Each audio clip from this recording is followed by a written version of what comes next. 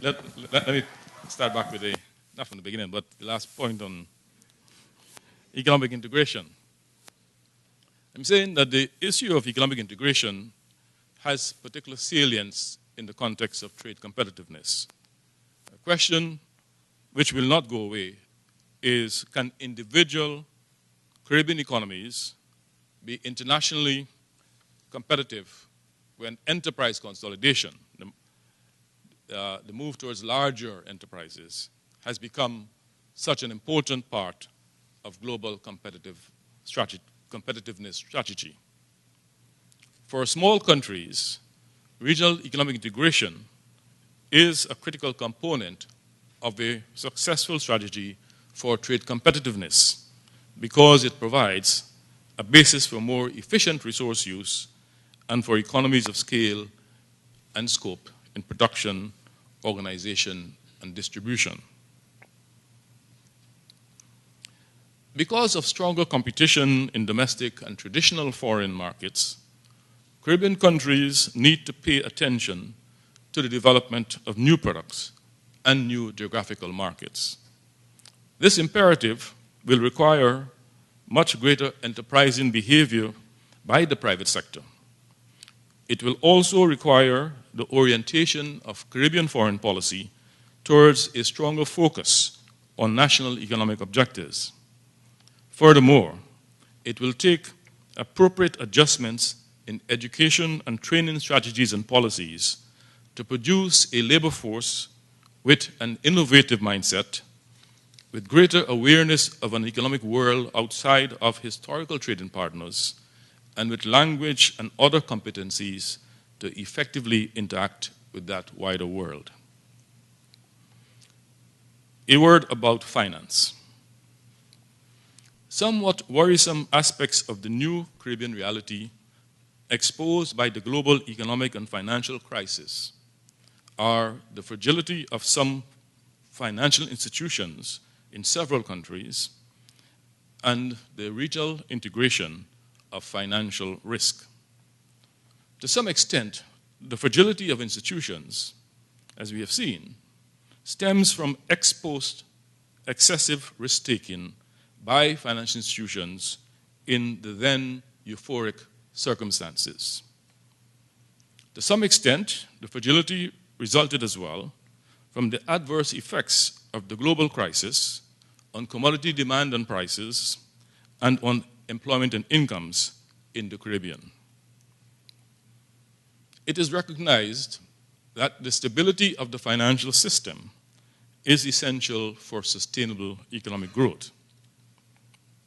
In my view, the first call on public policy in this crisis period must be to shore up those institutions whose capital position has been adversely affected by the economic recession and to put in place improved regulations and surveillance systems for more effective control and management of solvency risk.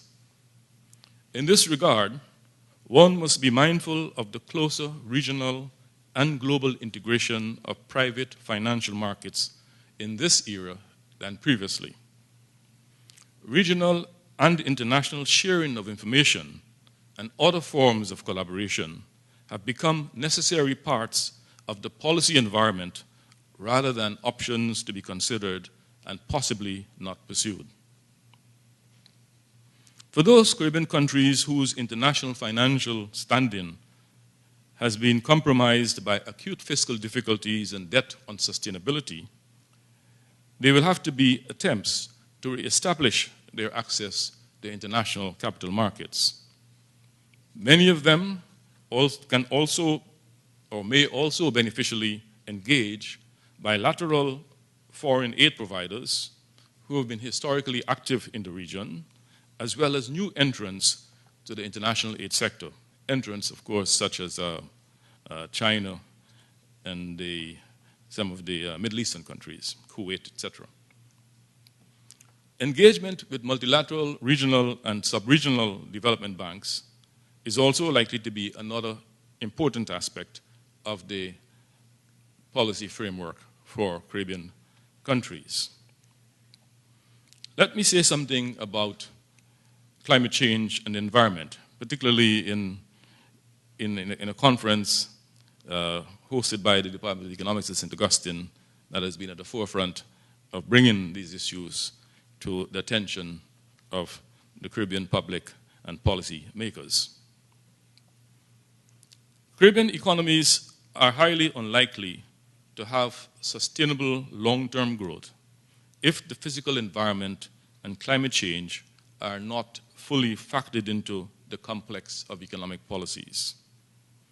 There are presently, and in the near term, significant risk of coastal resource depletion, loss of expensive essential infrastructure, loss of habitable and arable land, contamination of water sources, and other instances of environmental degradation, which could reduce production capacity and lower the quality of life.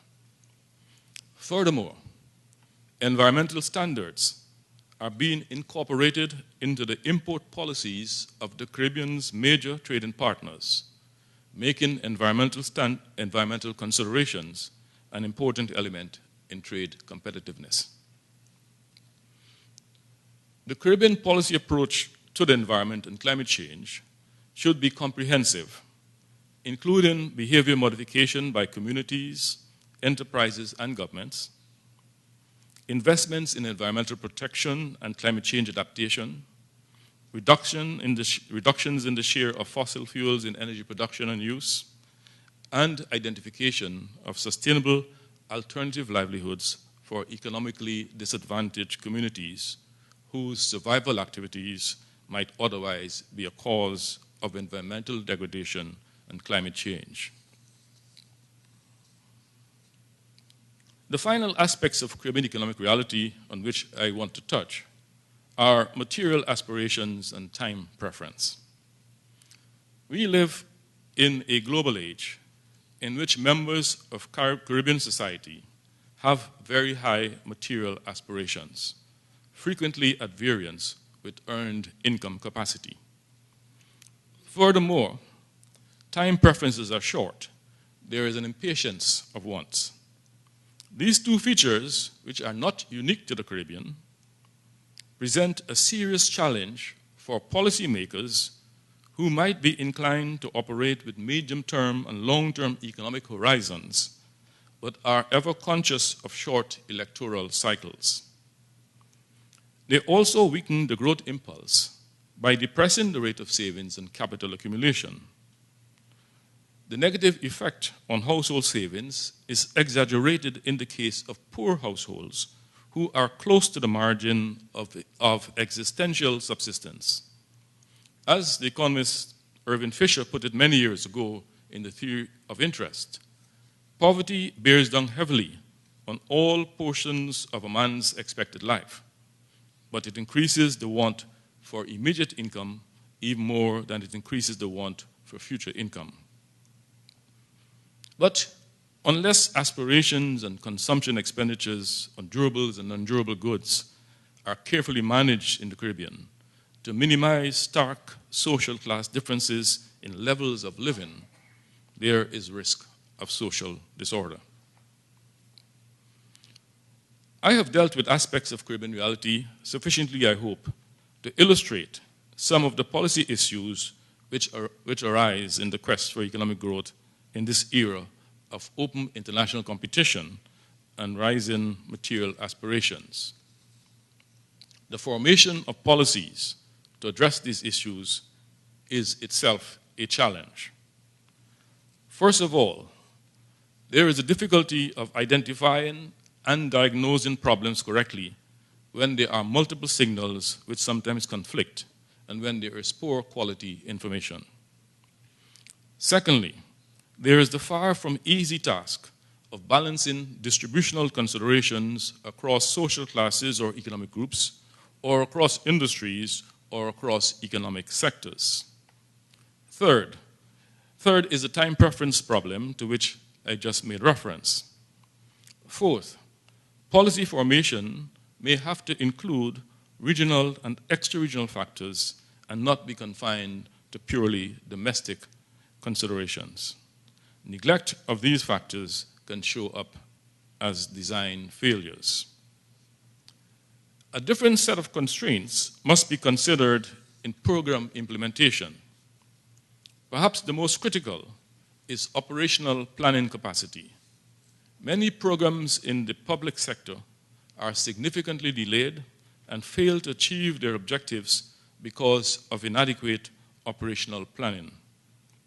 A further weakness is lack of implementation capacity.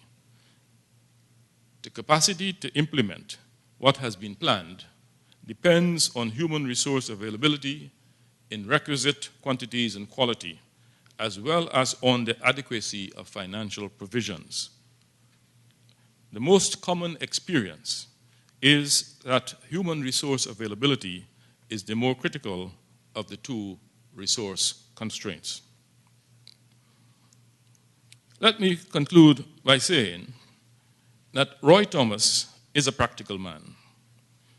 In my address, therefore, I have stressed the dimensions of economic policy formation which loom large in practice. I'm sure that the presentations which will follow in this conference, which will follow these broad introductory observations, will bring the academics' customary theoretical rigor and empirical analysis to a more disaggregated discourse on the conference theme.